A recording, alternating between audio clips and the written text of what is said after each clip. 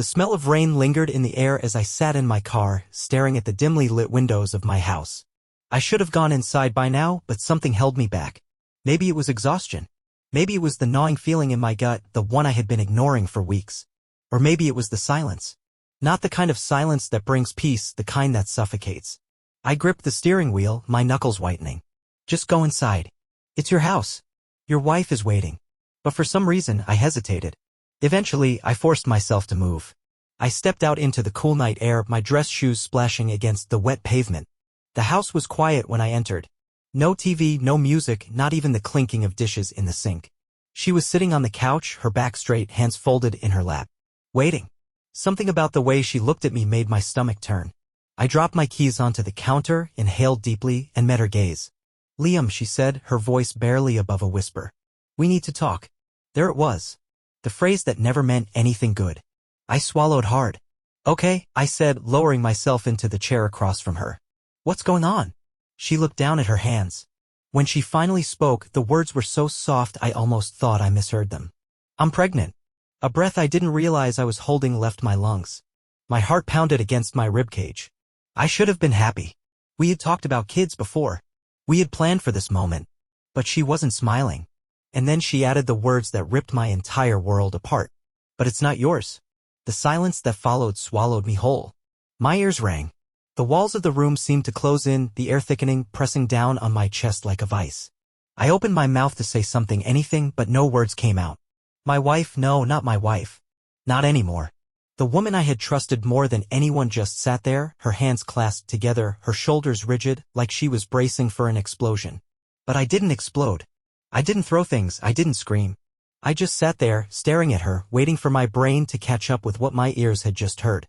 "You're joking," I finally muttered, my voice hoarse. She shook her head slowly. "No." That word hit harder than anything. I leaned forward, resting my elbows on my knees, running a hand down my face. The smell of rain still clung to my clothes. The scent that once reminded me of fresh starts now reeked of something rotten. "How long?" I finally asked. She flinched. I noticed the way her hands gripped each other tighter, like she was trying to hold herself together. 3 months. A short, bitter laugh escaped me. 3 months. I had been kissing her, holding her, sleeping next to her for 3 whole months while she carried someone else's child. "Who?" I asked next. She hesitated, and something about that hesitation made my stomach churn. She was debating whether or not to tell me the truth. "Liam, does it matter?" she finally whispered. I shot up from my chair so fast it scraped against the floor. "Yes, it damn well matters." My voice was sharp, cutting through the tension like a blade. She closed her eyes, inhaled shakily, then exhaled. And then she said his name. I blinked. My mind rejected it at first, like she had spoken in another language. "No," I muttered. I took a step back, then another. I shook my head. "Not him. Liam. No." My voice cracked. My whole body felt like it was burning from the inside out. Because I knew him. I had trusted him. He was one of my closest friends. And now he had given my wife something I never could. A child. My chest heaved. I felt sick. My hands clenched into fists at my sides, not from anger, but from the sheer effort it took to stay standing. I turned away, staring at the wall, at the framed wedding photo hanging beside the TV. The smiling couple in the picture looked nothing like us now. Strangers. "How long has it been going on?" My voice came out quiet. Too quiet. She didn't answer right away. I turned back to face her, my heart pounding in my ears. 6 months, she finally admitted. A bitter chuckle escaped my lips. "So, what? You had 2 months of guilt before you decided to come clean?" "I didn't," she exhaled sharply, pressing her fingers to her temples. "I didn't plan for this to happen, Liam. It just... If you tell me it just happened, I swear to God." She flinched again. "Good. Let her feel something. Let her feel even a fraction of what I feel right now." I shook my head, backing away. "So what now?" My voice was hoarse. "What's your plan?" She didn't answer right away. And then finally she looked at me. "I don't know." I let out a slow, shaky breath. My hands were still trembling. "You don't know?" "No." The rage inside me twisted into something colder. Numbness. I reached for my jacket. "I need to get out of here." "Liam, wait." I didn't. I grabbed my keys and walked out the door into the rain. And I kept walking. Because if I stayed, if I looked at her for even a second longer, I didn't know what I would do. I don't know how long I walked. The rain had started as a light drizzle, but by the time I reached the main road, it had turned into a downpour. My clothes were soaked, my shoes squelching with every step, but I didn't care. The cold water rolling down my face wasn't nearly as harsh as the fire burning inside me. 6 months. 3 months carrying his child. And she only tells me now. I clenched my fists, my nails digging into my palms.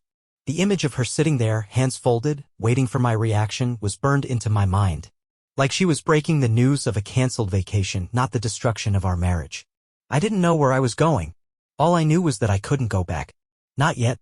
Cars sped past me, their headlights flashing in the dark. I must have looked insane, soaking wet, wandering the streets aimlessly. Maybe I was. Maybe that's what betrayal does to a person. Eventually, I stopped in front of a convenience store. It was one of those places that stayed open all night, the flickering neon sign buzzing faintly in the rain. Without thinking, I walked inside. The warmth hit me instantly, but it did nothing to ease the cold inside my chest. The clerk barely looked up from his phone as I made my way down the aisles. I wasn't even sure why I was there. Maybe I just needed a moment to exist in a place where no one knew what had just happened to me. I grabbed a bottle of water and a pack of gum, some pointless attempt at normalcy. As I reached for my wallet, I felt my phone vibrate in my pocket. I knew it was her. I didn't check. I paid for my things and walked out. I couldn't face her. Not yet. Not until I had figured out what the hell I was going to do. I ended up at a park a few blocks away. The rain had finally slowed, leaving everything slick and glistening under the dim streetlights.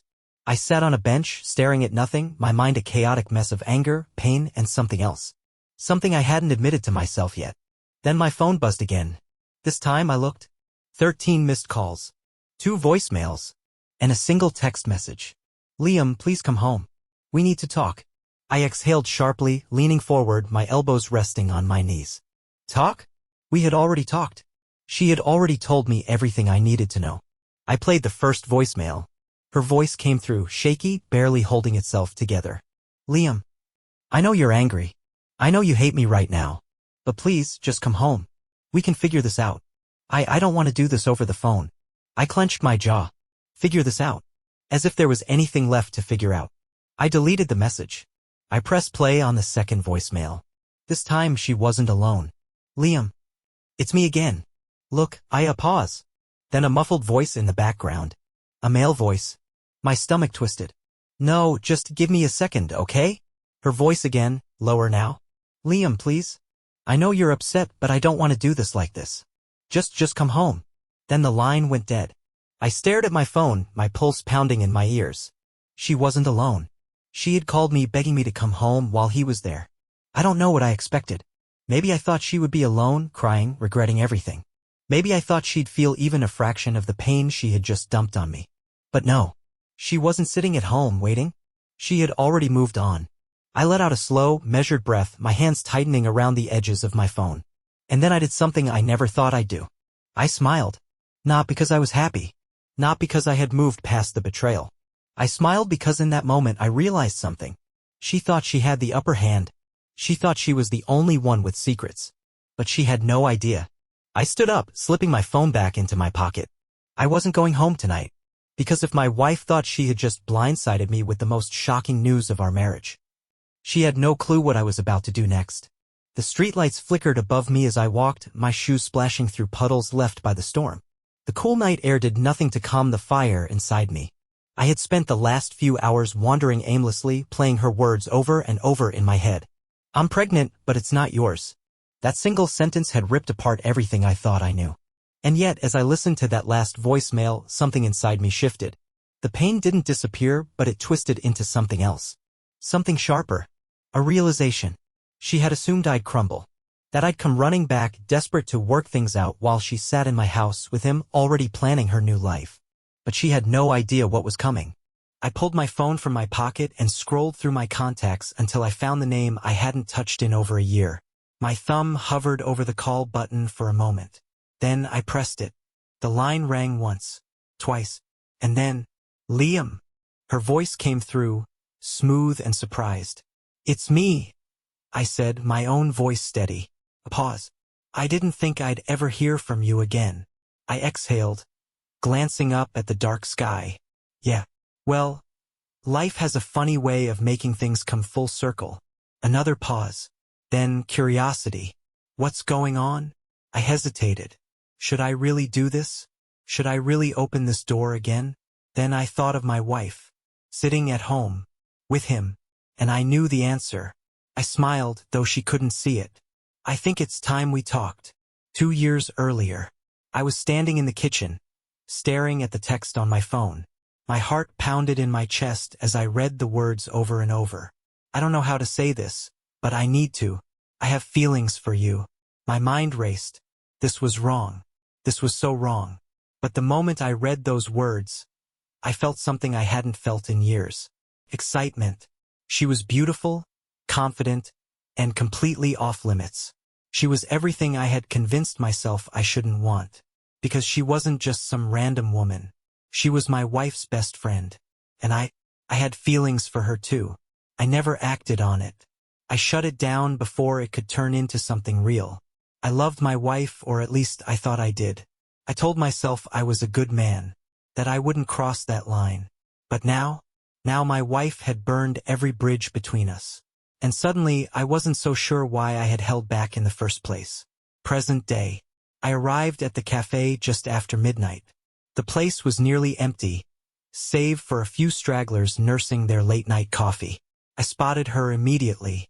She looked just like I remembered, elegant, composed, and dangerous in a way that only someone who knew all my wife's secrets could be. I slid into the seat across from her, my heart pounding. "Liam," she said, studying me. "You look different." I let out a humorless laugh. "Yeah, life does that to you." She tilted her head. "So tell me, why now?" I leaned back, watching her. I could still remember the way she looked at me back then, the way her gaze lingered a little too long, the way her lips parted when she thought I wasn't looking. I had ignored it then, but now I was done ignoring things.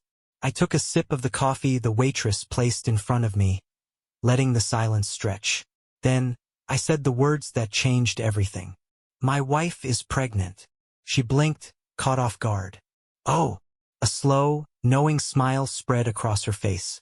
"But I'm guessing that's not the reason you called me." I leaned forward, my voice calm and steady. "It's not mine." Her smile faltered for just a second, and then she let out a short laugh. "Wow." I nodded. "Yeah, wow." She stirred her coffee, thoughtful. "And where is she now?" "With him." I kept my voice neutral, but I saw the way her eyes darkened. "Let me guess," she said, placing her spoon down. "You want to get even." I didn't answer right away. Instead, I studied her, the way she was waiting for me to say yes. And that's when it hit me. This wasn't just about revenge. This was about something that had been buried for far too long. I leaned forward, keeping my eyes locked on hers. "I don't want to get even," I murmured. "I want to finish what we started." Her breath hitched, just slightly, but I caught it. And for the first time that night, I felt like I was in control again. The cafe buzzed softly with the hum of the espresso machine, the occasional clink of cups against saucers, and the muffled chatter of a few late-night customers. But in that moment, the only thing I could hear was the sound of my own heartbeat, pounding in my ears like a war drum.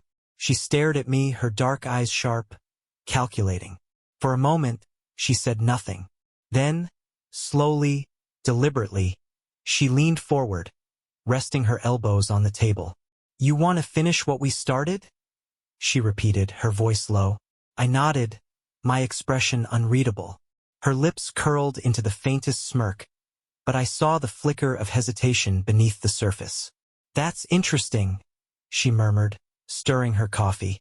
"Because as I recall, you were the one who shut it down last time." I exhaled sharply, leaning back. "And look where that got me." A pause.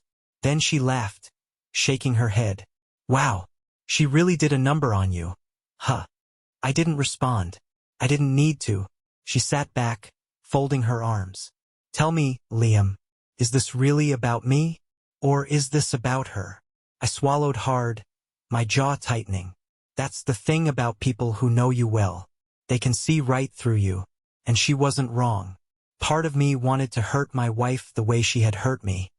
Part of me wanted her to wake up one day and realize that she wasn't the only one capable of keeping secrets. That she had no idea who she had underestimated. But there was another part. A deeper part. One I had ignored for a long time. A part of me that had always wondered, what if? What if I hadn't shut it down 2 years ago? What if I had chosen her instead? I studied her across the table, the way her fingers drummed softly against the ceramic cup, the way she was watching me just as intently. She wasn't just someone from my past. She was the one person who could blow my wife's world apart because she knew every dirty little secret my wife had ever whispered. I took a slow sip of coffee, the bitterness grounding me. This isn't about revenge. Her brow arched. Then what's it about?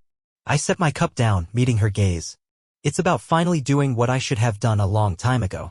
Silence stretched between us, thick with tension. Then she exhaled through her nose, shaking her head with a small, almost amused smile. You're serious? I didn't blink. I am. She tapped her fingers against the table once, twice. Then, after what felt like forever, she leaned forward again. Well, then. She tilted her head, her smirk returning. Let's talk. 2 years ago. I shouldn't have been in that car with her. I knew that the second I slid into the passenger seat, my pulse racing. She had texted me earlier that day asking to meet. I knew I should have said no. I knew that seeing her alone was a bad idea. But I went anyway. She drove us out to the edge of town where the city lights faded into quiet, empty roads. We parked at a lookout spot overlooking the distant skyline. Neither of us spoke at first. The weight of what wasn't being said hung thick in the air. Then she turned to me. I need you to be honest with me, she said, her voice softer than usual.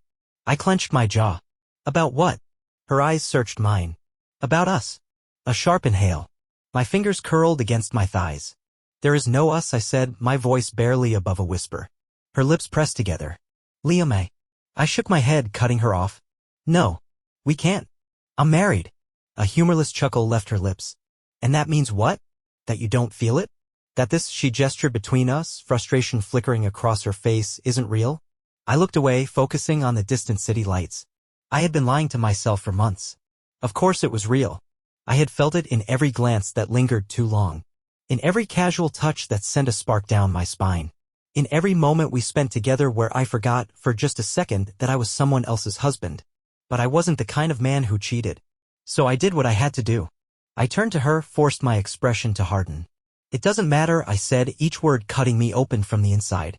Because it's not happening. For a moment, I thought she might fight me on it. But then she sighed, looking away. Fine, she said, gripping the steering wheel so tightly her knuckles went white. And just like that, I had buried something that should have never been buried. Present day. Now, sitting across from her in the dimly lit cafe, I realized something. I had made a mistake that night. Not because I had walked away, but because I had walked away from the wrong person. She was still watching me, waiting. So, she said, tilting her head. What exactly are you asking me to do, Liam? I leaned forward, my voice steady. Help me make her regret ever thinking I was the fool in this marriage. Her lips parted slightly. Then, slowly, she smiled. Well, she murmured, now this is going to be fun. And just like that, the past wasn't the past anymore. It was the future. I woke up to the sound of my phone buzzing. The hotel room was dim, the early morning light slipping through the curtains in thin, golden streaks. The sheets were tangled around me, the faint scent of coffee drifting in from somewhere beyond the walls. For a second, I forgot where I was. Then reality crashed down on me. I wasn't home. I wasn't in our bed. And I wasn't waking up next to her. The memories of last night slammed into me like a tidal wave. The late-night conversation. The tension. The way her eyes had burned into mine when I finally said what I had been too afraid to say 2 years ago. Help me make her regret ever thinking I was the fool in this marriage. Her smirk. The way she leaned in just enough for me to feel the heat radiating off her skin. Liam, she had said, her voice silky and sharp at the same time. She doesn't know who she's messing with. But we do. Then she had given me an address. A hotel key. Go there, she had whispered. Don't go home tonight. Let her sweat. Let her wonder where you are. And I had listened. I ran a hand over my face, exhaling as my phone buzzed again. 24 missed calls. 3 voicemails. I already knew who they were from. My wife. Well, I guess at this point I should stop calling her that. I let the phone ring out and stared at the ceiling, feeling the weight of it all pressing down on my chest. I should feel guilty. I should feel something. But I didn't. Not anymore. Because the truth was, this wasn't about revenge. It was about taking back control. A few hours earlier, after leaving the cafe, I hadn't gone straight to the hotel. I had made one stop first. The place wasn't hard to find. It was exactly where I expected it to be, her apartment, the one she used before we got married. I stood outside for a long time before knocking. The door swung open almost immediately. Her hair was still slightly damp from the shower, her oversized t-shirt sliding off one shoulder. She blinked when she saw me, surprise flashing across her face before a slow, knowing smile curved her lips. Well, she murmured. Didn't think I'd see you again this soon? I didn't waste time. I need to know something, I said. She arched a brow. And what's that? I exhaled, my jaw tightening. Did you ever tell her? Something flickered behind her eyes. She knew exactly what I meant. For a moment, I thought she might lie. But then she let out a short laugh, shaking her head. Of course not. My stomach twisted. So she still doesn't know, I muttered. She leaned against the doorframe, watching me. Not unless you told her. I clenched my fists. I didn't. She smirked. Then no. Your little secret is still safe. Safe. I almost laughed. Because in that moment I realized something. My wife thought she was the one who had blindsided me with her pregnancy confession. But she had no idea. She had no idea that I had been lying to her for years, too. That I had been keeping a secret so much bigger than anything she had ever imagined. And now? Now I had the power to shatter her world the same way she had just shattered mine. I took a deep breath, steadying myself. Then I looked her in the eye. I'm ready, I said. And her smirk widened. Present day. I finally picked up my phone and played the first voicemail. My wife's voice came through, breathless and panicked. Liam, where are you? You didn't come home last night. Please, just call me back. I know you're upset, but I need to talk to you. It's important. I let the message play out, expression unreadable. Then I played the second one. Liam, please. This isn't fair. You just left? You disappeared? We need to talk about this. I could hear the crack in her voice. Could hear the fear creeping in. She was realizing finally that I wasn't just going to crumble like she expected. I played the last one. This time her tone was different. Angrier. More desperate. You're being childish. You can't just run away from this. I know you're hurting, but this is our life, Liam. We can figure this out. You need to come home. Home. I let out a hollow laugh. That house? That wasn't my home anymore. Then, before I could stop myself, I called her back. She answered on the first ring. Liam, I know. Silence. Then, cautiously, what do you mean? I exhaled, my grip tightening around the phone. I know everything, I said. About you. About him. About what you were planning before you even told me. I could hear her panic. Liam, you were never going to tell me the truth, were you? I cut her off. You were just going to let me raise his child, weren't you? Silence. And in that silence I got my answer. I let the moment stretch. Then quietly I said the words that would change everything. I have a secret too, Mia. Her breath hitched. What are you talking about? I smiled. You thought you were the only one keeping things from me? I murmured. You have no idea. She swallowed hard. Liam, just come home. We'll talk about this. No. She sucked in a breath. What do you mean, no? I closed my eyes, letting it all sink in. I mean, I said, my voice steady, that I don't think you're ready for what I have to say. And then I hung up. I sat there for a long time, staring at my phone. Then finally I smiled. Because for the first time in a long time, I wasn't the one who was afraid anymore. I stood in front of the hotel window, watching the city come alive beneath me.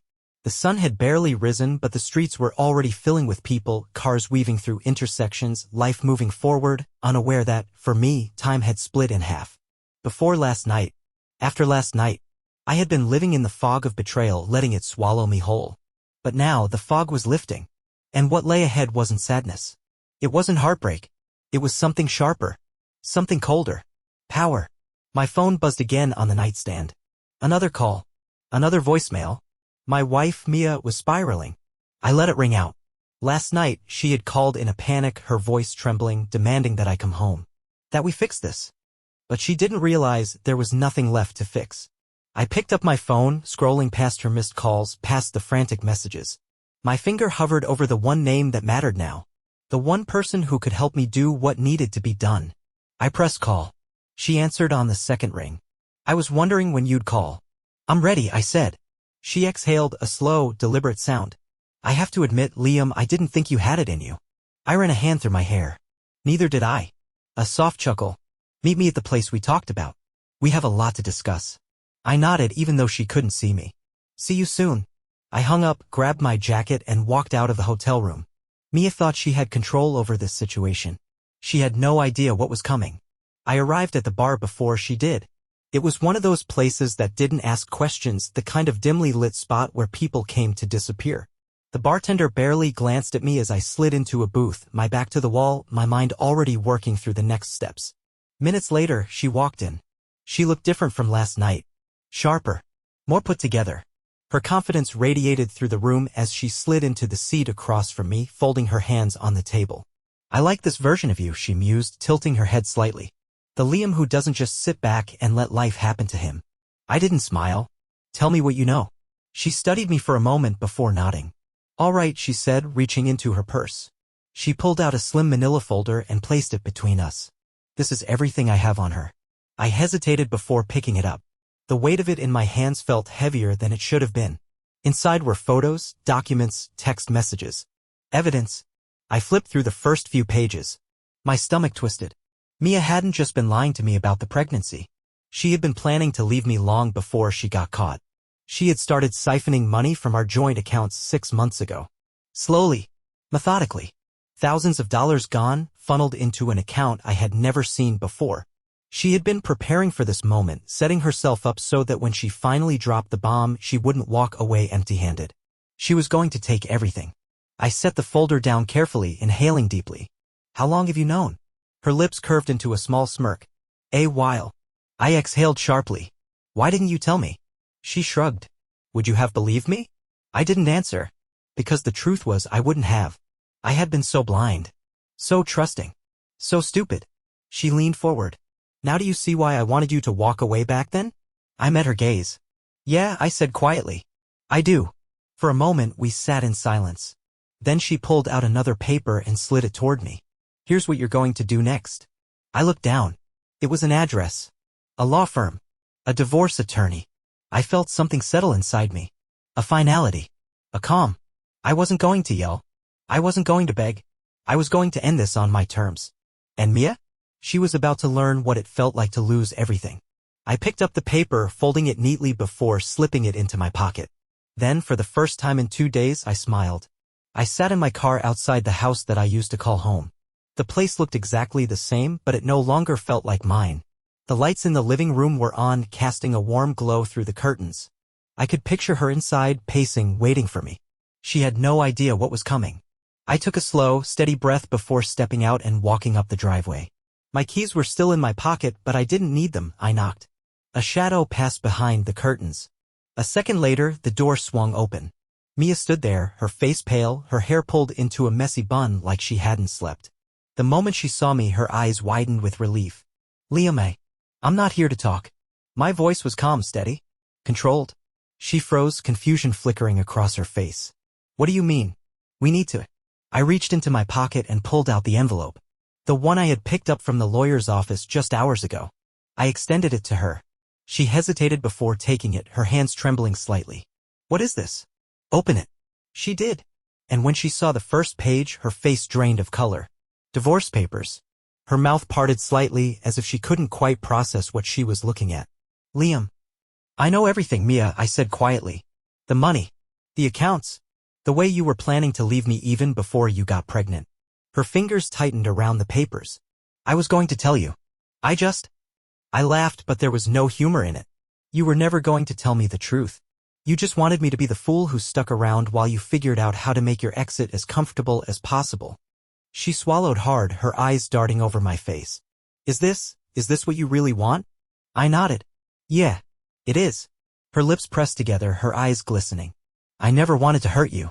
For the first time in days, I didn't feel anger. I didn't feel betrayal. I just felt done. You did, I said simply. But that doesn't matter anymore. She looked at me like she was searching for something, some part of me that still cared. Maybe some part of me did.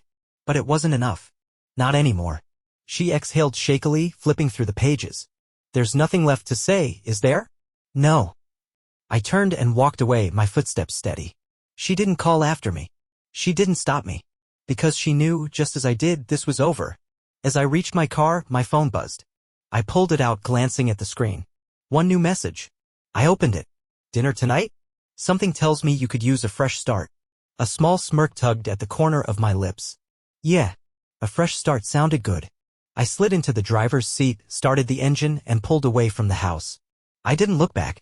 I had spent too much time looking back already. And for the first time in a long time, I was finally looking forward.